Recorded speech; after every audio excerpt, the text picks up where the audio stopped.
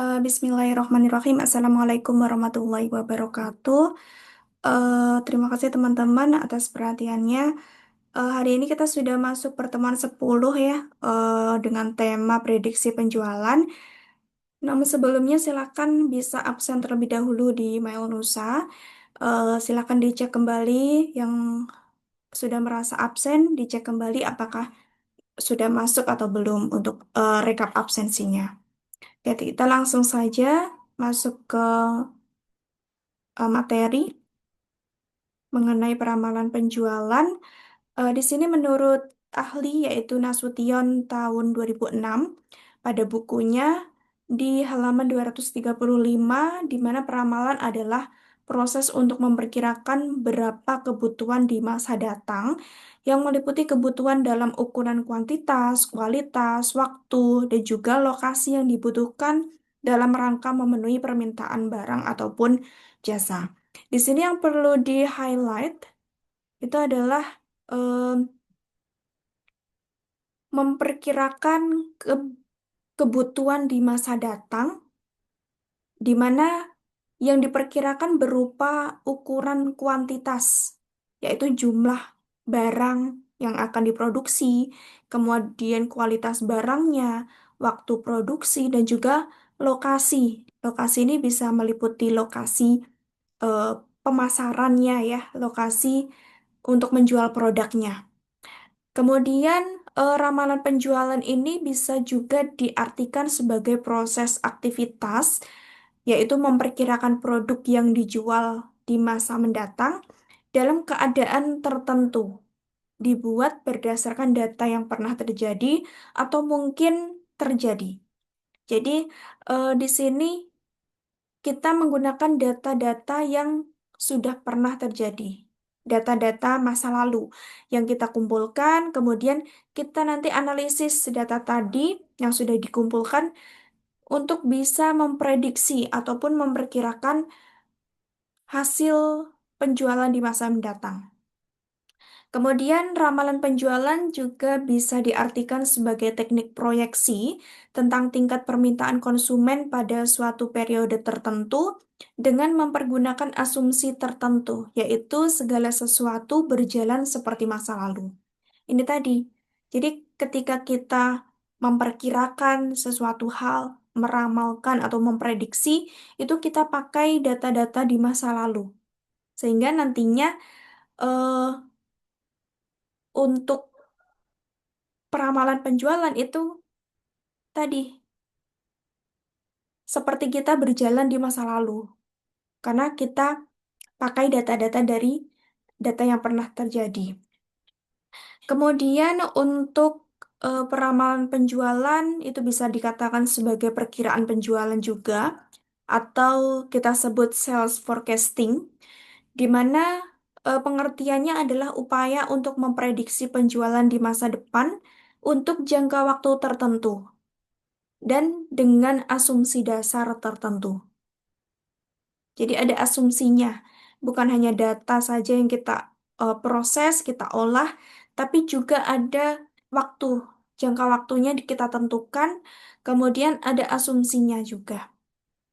Berbeda dengan volume penjualan, kalau perkiraan penjualan tadi adalah proses memprediksi penjualan di masa depan, sedangkan untuk volume penjualan itu adalah memprediksi nilai penjualannya, nilainya, nilai penjualan di masa depan itu kira-kira seberapa. Nah, kita di sini butuh asumsi terhadap harga dan juga volume penjualan. Jadi kita bisa tahu nih, prediksi tahun depan itu penjualannya berapa, kemudian 2 tahun yang akan datang, 3 tahun yang akan datang, sampai dengan 5 tahun yang akan datang itu berapa penjualannya. Kemudian apa sih pentingnya peramalan penjualan? Di sini pentingnya peramalan penjualan adalah merencanakan produksi. Jadi kira-kira produksinya berapa sih yang akan diproduksi untuk masa depan itu berapa? Kemudian terkait dengan persediaan barang yang akan disediakan, stok barangnya, kemudian penganggarannya, kemudian program pemasaran yang akan digunakan agar efektif, pembelian dan juga alokasi sumber daya. Sumber daya ini termasuk salesman yang akan kita sebar, kemudian manajernya kira-kira butuh berapa, kemudian dari tim produksinya dan seterusnya. Nah, di sini meskipun ramalan penjualan itu tidak 100% tepat atau akurat, tetapi eh, di sini tidak menurunkan kepastian di masa depan. Dengan kata lain, perusahaan tidak mungkin memprediksi masa depan dengan kepastian yang akurat. Namun tetap dibutuhkan ya untuk peramalan penjualan ini. Selanjutnya mengenai perkiraan penjualan untuk meningkatkan kepercayaan manajemen. Di sini keputusan bisnis itu penting ya ketika kita mau memberikan keputusan pada suatu bisnis, itu juga bisa diambil dari perkiraan penjualan tadi. Di antaranya yaitu untuk mengelola arus kas, kemudian menetapkan anggaran, memberikan kebutuhan pasokan bahan baku, tenaga kerja dan juga mesin produksi untuk menentukan tingkat persediaan yang optimum sehingga nanti persediaannya tidak terlalu berlebih ataupun tidak kurang. Kemudian mengembangkan rencana pemasaran yang sesuai, termasuk harganya bisa kita sesuaikan, produk, promosi, dan juga saluran distribusi. Kemudian menghitung kebutuhan sumber daya manusia, misalnya apakah kita perlu rekrut tenaga kerja permanen ataupun temporer saja. Kemudian strategi peramalan penjualan, di sini ada faktor eksternal yang mempengaruhi kinerja penjualan, di antaranya perubahan selera konsumen. Misalnya, kita sudah punya produk makanan ya dengan rasa A misalnya. Nah, nanti misalnya tahun depan ada tren baru, ada perubahan selera konsumen. Misalnya ada makanan dengan rasa B baru. Sehingga kita tahu nih dengan meramalkan penjualan, kita bisa mengetahui perubahan selera konsumen. Karena faktor yang mempengaruhi penjualan tadi salah satunya adalah perubahan selera konsumen. Kemudian perubahan teknologi ini juga penting ya, karena teknologi itu selalu berkembang dengan pesat sehingga mempengaruhi penjualan juga. Apalagi sekarang konsumen itu lebih sering berbelanja online. Jadi kita juga sebagai perusahaan mengikuti perkembangan tersebut. Kita juga eh, bisa berjualan secara online agar bisa meningkatkan target market kita, memperluas jangkau pasaran kita. Kemudian perubahan perilaku belanja, perilaku konsumen. Ada yang perilaku belanjanya mungkin di awal bulan, ada yang di akhir bulan, ada juga yang perilaku belanjanya hanya berbelanja kebutuhan pokoknya saja. Ada juga yang perilaku belanjanya karena gengsi, gaya hidup, dan seterusnya. Kemudian kondisi perekonomian seperti pertumbuhan ekonomi, inflasi, nilai tukar, kemudian ada suku bunga, itu juga mempengaruhi penjualan. Kemudian yang terakhir ada dinamika persaingan, termasuk di dalamnya ada strategi persaingan, itu juga mempengaruhi. Selanjutnya mengenai metode ramalan penjualan,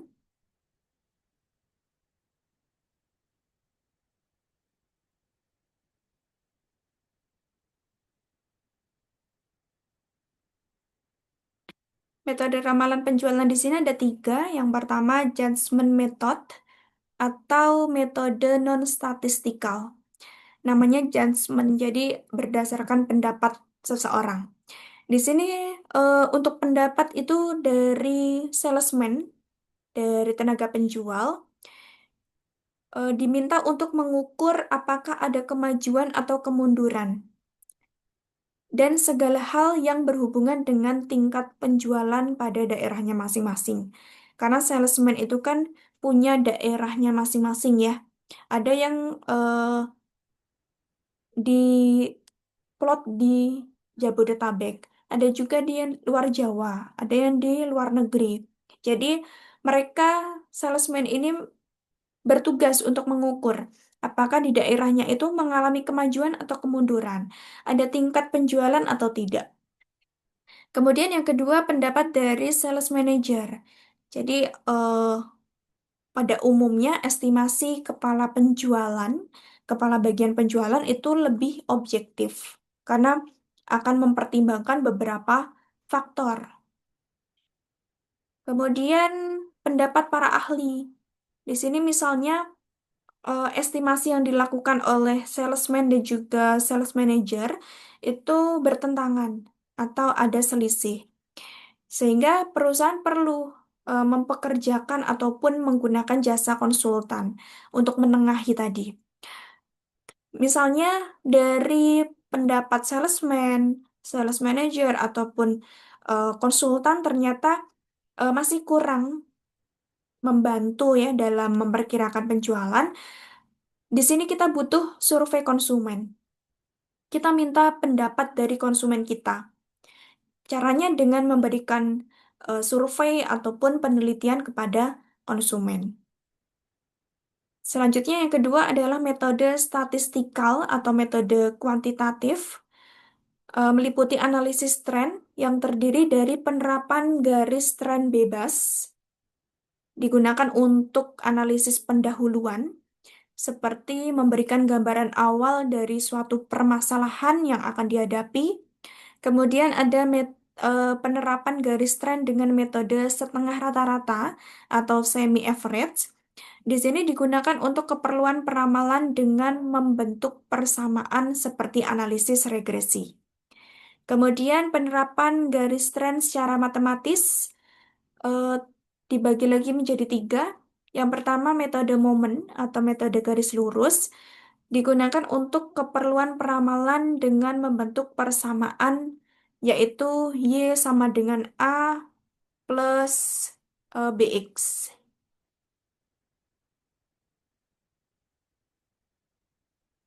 Nah, untuk persamaan Y sama dengan A plus BX itu digunakan untuk memperkirakan ya, memperkirakan hubungan antar variabel. Misalnya antar dua variabel, variabel konsumen dengan variabel penjualan. Itu apakah ada hubungan atau tidak terkait dengan dua variabel tadi. Nah, Y di sini adalah variabel dependent, yaitu variabel yang ingin diprediksi. Kemudian A itu adalah konstantanya, nilai Y ketika nilai X adalah 0. Kemudian D itu adalah koefisien regresi rata-rata pada Y.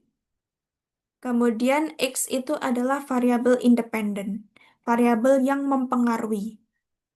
Ini variabel yang diprediksi, ini variabel yang mempengaruhi. Kemudian yang kedua ada metode kuadran terkecil atau least square untuk menghitung nilai tren pada tahun berjalan atau untuk mencari forecast pada periode yang akan datang. Kemudian yang ketiga analisis korelasi atau metode regresi ini untuk menggali hubungan sebab akibat antar beberapa variabel. Jadi untuk mengetahui nih misalnya antar dua atau tiga variabel itu ada hubungan sebab akibatnya atau tidak. Misalnya kalau konsumen itu melakukan pembelian dengan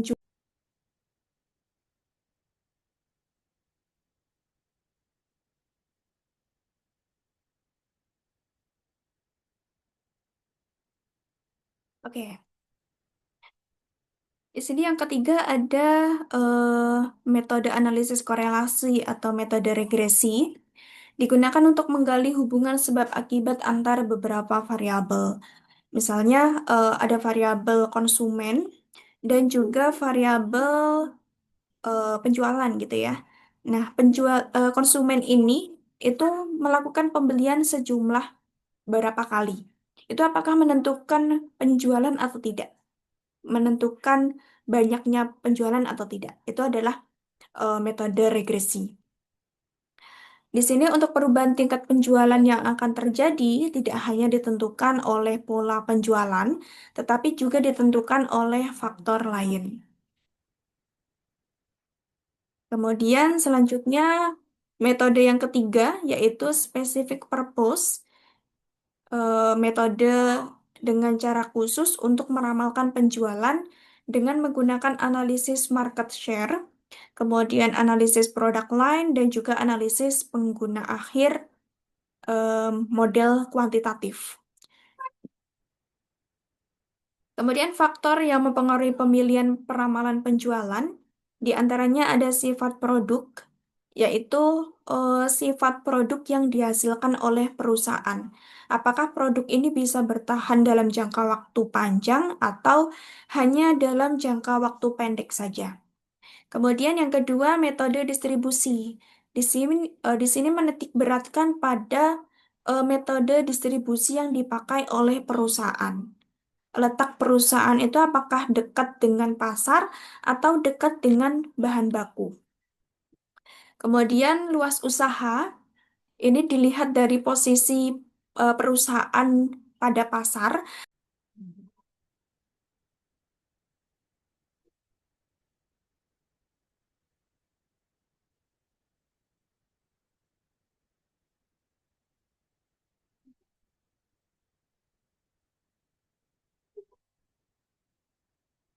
Oke, tadi untuk luas usaha itu dilihat dari posisi suatu perusahaan pada pasar, apakah perusahaan sebagai market leader, market challengers, market followers, atau market leader.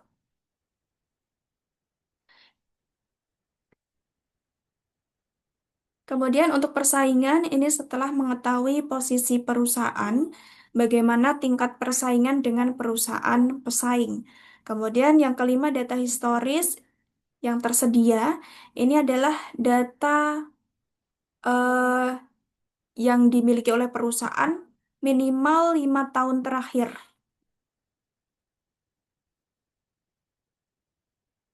Kemudian untuk tujuan peramalan menurut Heiser dan Render tahun 2009, peramalan atau forecasting itu punya tujuan sebagai pengkaji kebijakan perusahaan yang berlaku. Apakah kebijakan yang saat ini diberlakukan itu eh, berpengaruh di masa depan atau tidak? Kemudian yang kedua, peramalan dibutuhkan karena terdapat time lag atau delay ketika kebijakan perusahaan ditetapkan dengan ketika diimplementasikan. Jadi, kebijakan yang sudah ditetapkan dengan yang diimplementasikan itu ada perbedaan atau tidak. Kemudian yang ketiga, eh, peramalan adalah dasar penyusutan bisnis di suatu perusahaan sehingga bisa meningkatkan efektivitas sebuah rencana bisnis.